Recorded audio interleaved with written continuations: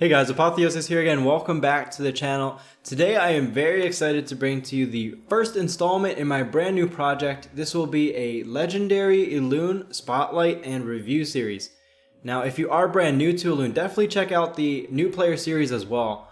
For that project I specifically made a brand new account just to engineer a guide series to blast you through that troublesome early game that a lot of new players seem to find themselves getting stuck in. Now, if you are a fan of Summoner's War, then the guy below needs absolutely no introduction. First of all, he's notorious for stonewalling players in Trial of Ascension, and he was also the highest win rate pick in RTA for multiple seasons. And since joining our forces as an ElunE, he has already claimed his place in a well-established meta as a top tier ElunE for you to utilize. He's actually so good that I need to start this video off by asking you all to please put a focus on summoning him before he goes away and you miss out on all the goodies that I've laid out for you in this video. As part of the Summoner's War collab event, he's only available for us to summon until December 18th. If you ever wanted to use Artamiel but never got the chance to summon him in his elusiveness as an LD Nat 5, I have very good news for you when you summon him here. Yes, I said when, not if.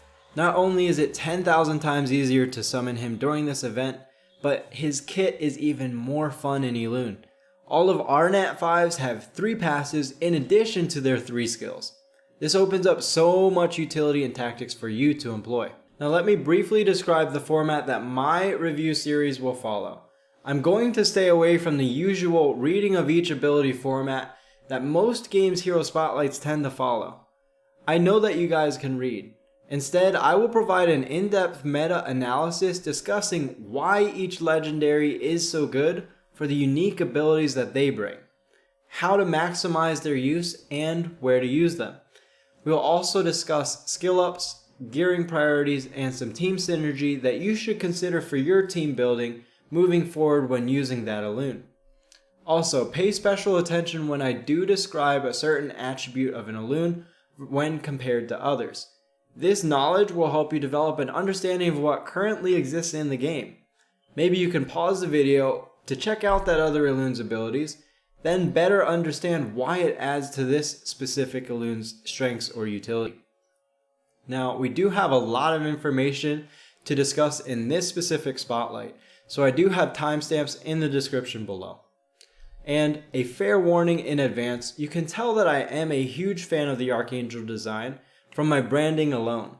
So even though I promise to present the accurate, objective analysis that is unique to all of my content, there will be a little bit of fanboying over Artamiel in this particular spotlight. Artamiel holds a very unique place in this game already as one of the best built legendaries this game has seen yet. Most ElunEs are very reliant on others to make themselves stronger. I talk about this all the time when discussing team building. But Artamiel has so much synergy built into his own kit, you can have a lot of fun incorporating him into almost any team. And he still benefits from the playing well with others aspect of this game that makes ElunE so much fun. He also really shines as an early game carry where almost nobody else really held that title, except maybe Chloe Van or Weiwei before he came along, but he carries even better than they ever did. He not only brought over his counterattack passive from Summoner's War, but he counterattacks on every enemy attack, not just critical hits. And in the absence of an attack bar to fill, he instead fills his allies' health bars. He may be labeled as a support in this game, but man does this guy feel like he deserves the healer role. With his passive 1, he heals each ally for 25% of the damage from every counterattack, and 50% of the damage of every regular attack. This passive's power is then multiplied when there are more enemies triggering this passive, like in scenarios where 5 enemies are attacking, compared to just 1 or 2. Now, multiplying effects is always a good thing in theory crafting, so he will feel really good in 5v5 PvP scenarios like air or alliance battles, and scenarios like Chaos Tower, where you have waves of enemies and need that survivability of the healing that he brings, and the added reliability of his AoE team resurrection. Wait, you mean he doesn't resurrect his whole team in Summoner's War? Oh wow, well ours does, using his ultimate ability, Archangel Sacrifice. Now, as much as that segment may have seemed like fanboying, that was actually objective. He is just really strong, so we can get a little bit excited when we talk about these abilities. But this right here is going to be a brief fanboying tangent. There's just something going on with his S3 that is thematically really cool. At face value alone, look at what is going on here. We have an Archangel sacrificing his own HP, making himself vulnerable to raise his teammates from the dead. He is a martyr, literally dying for your sins. But another piece that I love here, look at the casting of the sword into the ground and the shattering effect in both his abilities icon and the animation. Now, I don't know how many of you guys have played Diablo 3, but it's very popular for its very high quality CGI cinematics. Specifically, there's an opening cinematic called Tyrael's Sacrifice. And I almost wonder if some of the design here is paying homage to that very cinematic. Specifically, since this doesn't exist in Summoner's War, it was added for ElunE. Now, I'll include B-roll of the moment that Tyrael, the Archangel of Justice, casts his sword into the ground over a disagreement with the Archangel of Valor. He rips off his Archangel armor and sacrifices his immortality for humanity. He chooses to become immortal. Now, I love that this ground-shattering sword animation is specifically tied to his S3 ability, aptly named Archangel's Sacrifice. Very awesome, subtle piece of art if you ask me, but I'll include both the animations in this video for you to decide for yourself. Definitely comment below if you appreciate this as well, or if you think I'm crazy and just seeing things, you can let me know that as well. But I had to include that here, and now we can get back to the review. Now, looking at this ultimate ability, there is currently only one AoE res in the game. That would be from Medjid's passive together with buffs from her S2 or her AoE buffing S3, where her teammates need to die with her buffs active on them. This is hard to pull off with the prevalence of effect removal from Trent or Elucia's S3 in the current meta, and she has to survive to take a turn after her teammates die to be able to AoE res them.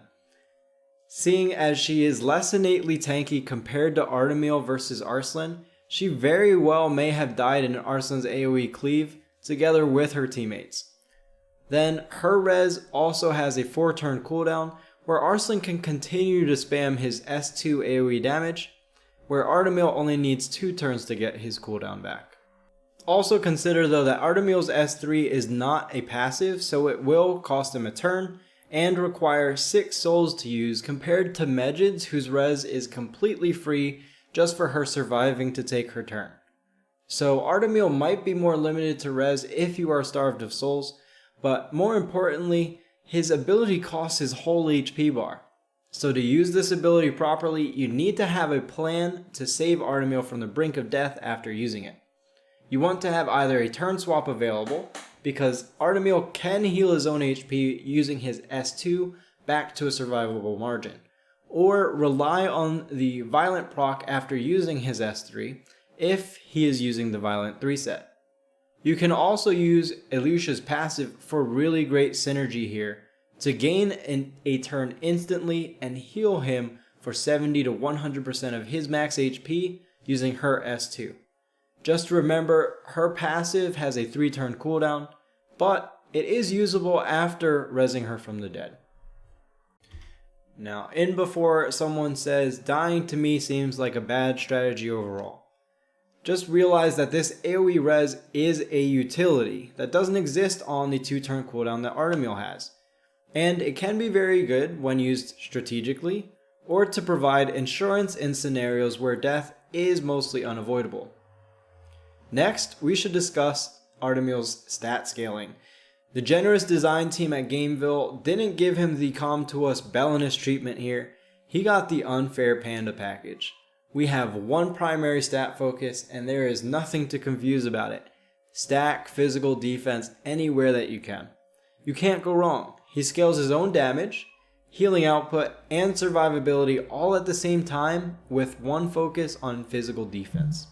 Now, scaling defense at all is an attribute that is very unique in this game that only a handful of ElunEs even do in the first place. And nobody does it to the degree of synergy that Artamiel does. Even Rachel, Sid Reiner, Medjid, or Charlotte all want some attack together with their defense scaling. I am a big fan of his damage scaling off of physical defense when compared to magic defense, Most challenging PvE scenarios currently call for more physical defense on our team than magic defense to mitigate the damage that is coming in.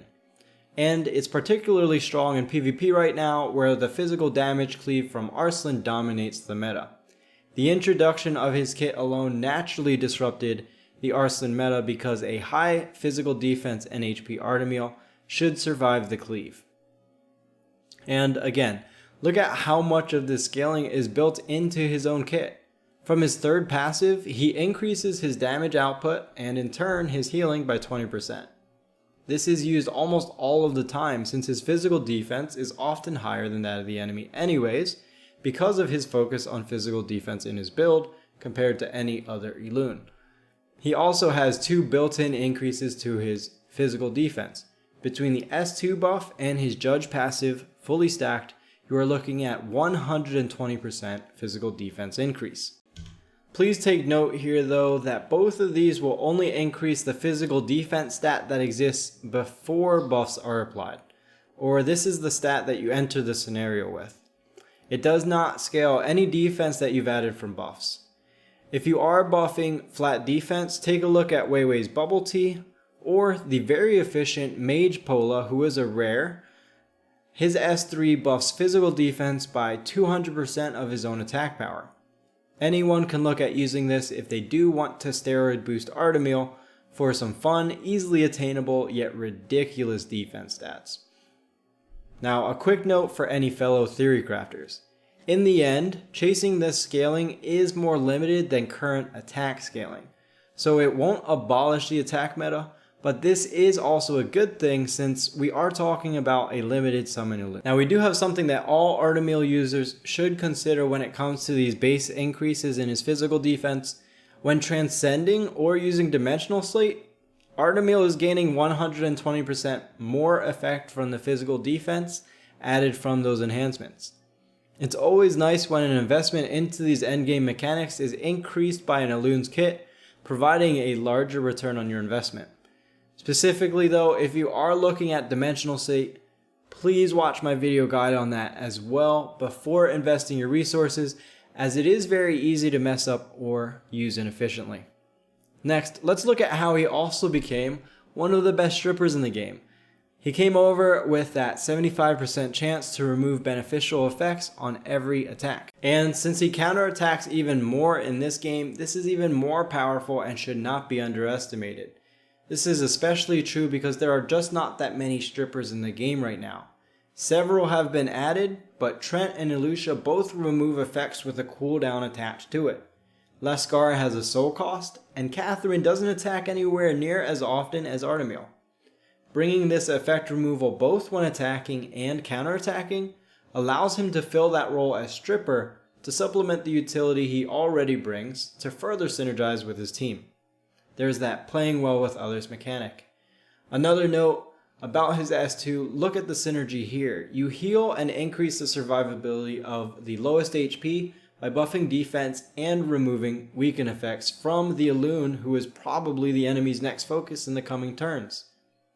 This heal not only scales off of physical defense, but will also heal for 30% of that target's max HP. Percentage HP only currently exists in Freya's passive 1 and Elucia's S2, and the power of this scaling increases with higher max HP targets like tanks and max transcended units. Now, we talked a lot about Artamiel's strength so far, so let's look briefly at some weaknesses and some counters to Artamiel. It is important to be aware of some possible endgame or future content limitations regarding the physical damage dealing aspect of his kit. Even if he can attain higher physical defense stats than most ElunEs can gain in attack, applying that or converting it to damage is limited by the 1.3 times scaling factor of his S1 ability when comparing it to attack scaling factors that are 2 to 3 times that on other ElunEs. He also deals with mitigation from the enemy's physical defense that healer class ElunEs don't need to worry about outside of June. If the enemy defense is high enough, it will greatly impact his damage output and effectively decrease his healing as well. Now, this piece is mostly just important for those of you considering a heavy investment in his Dimensional Slate if you are limited in resources like a free-to-play player is.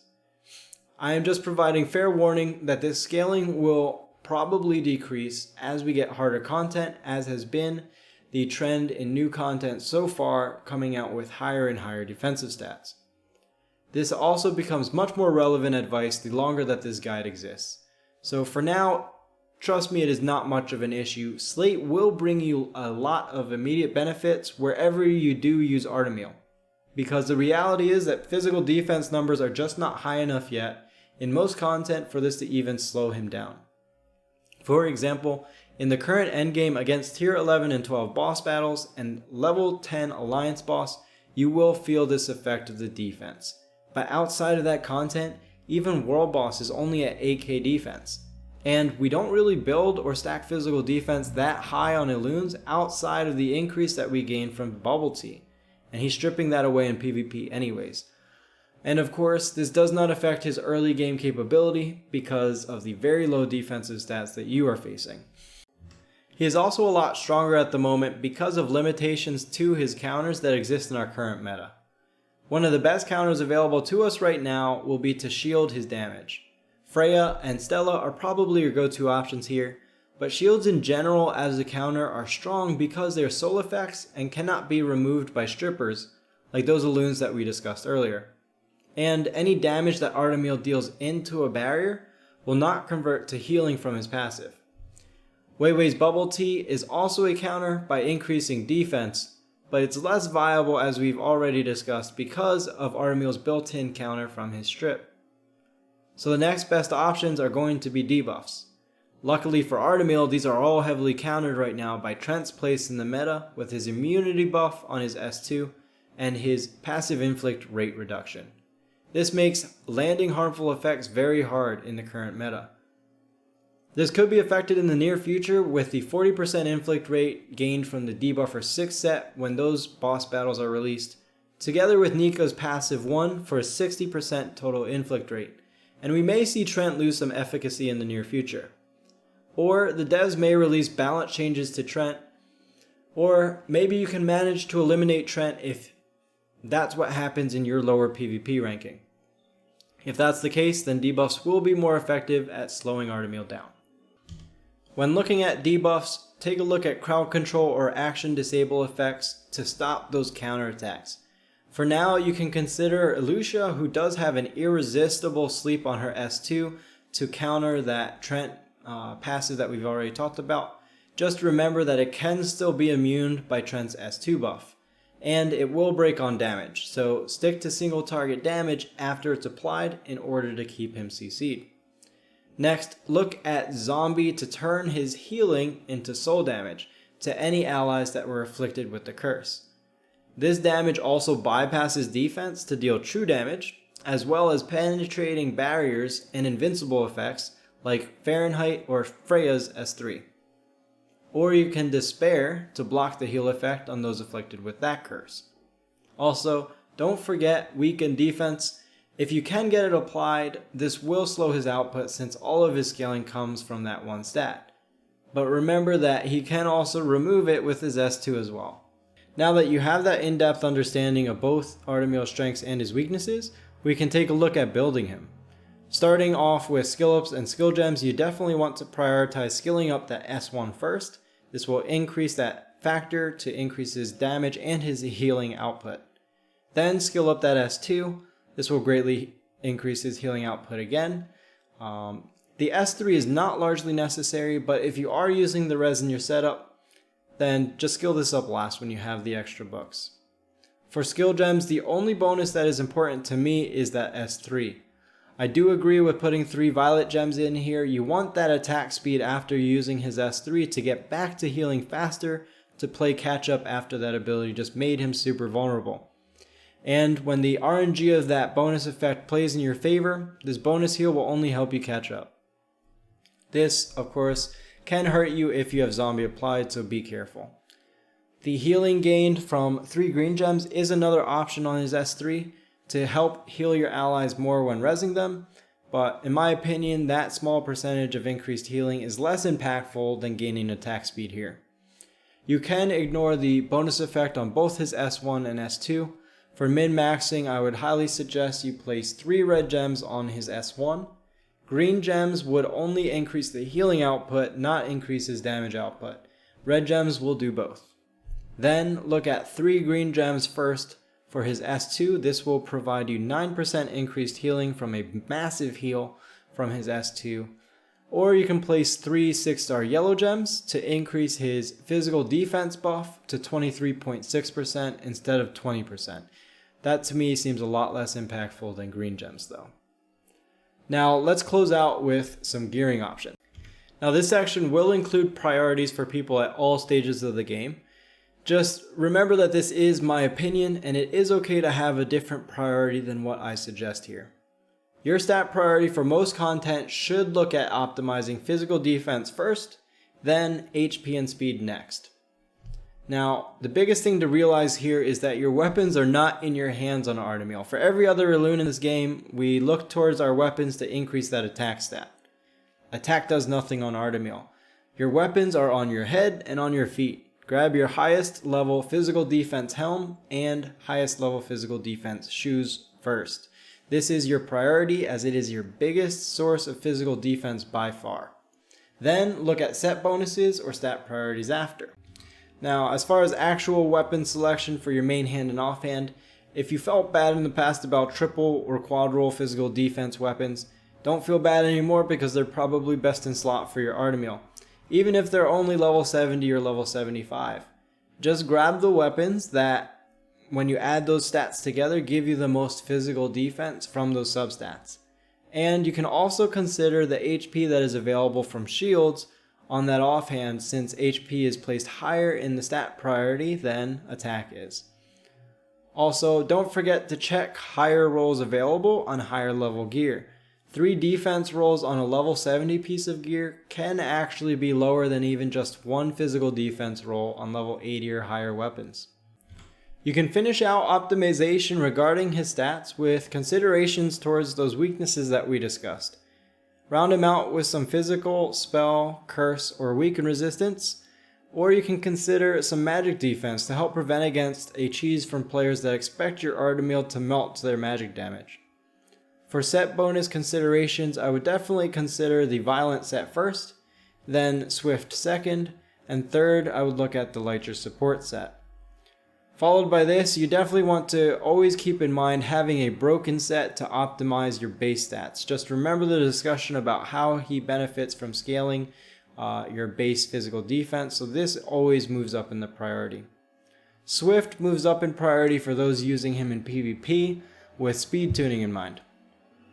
For future reference, Violent and Swift 3 sets mentioned here were available from the collab event and may not be available to you in the future. Besides these 3 sets, next you probably want to consider the Emperor 3 set together with level 80 or higher physical defense, helm, and or shoes.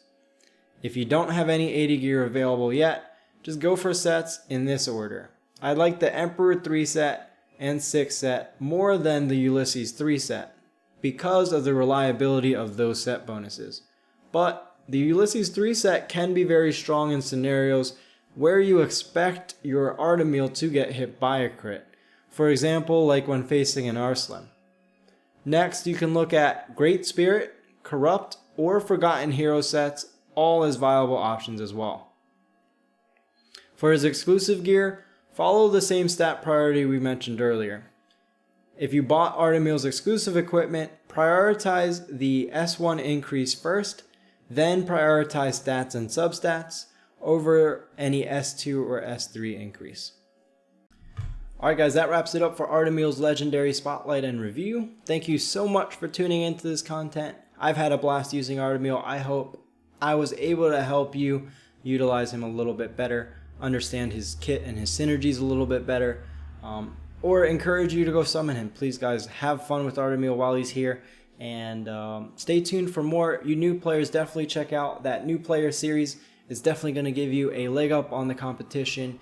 You need a little bit of help to catch up, and the early game is not a place that you want to get stuck for too long. You know, get to that mid game where you can start utilizing all these heroes and the strategies that are available to you so that you can get to the real fun of the game. Stay tuned to all my content. I'm going to help form your critical thinking problem solving processes so that when you do come into challenges like this in ElunE, you're going to be able to think your own way through it. Okay, that's the goal of my content, and it has been that from day one. Again, I thank you guys for all the support that I've received from day one. Immensely. Mahalo nui loa for all the support. And until the next guide, I'm signing off. Take care.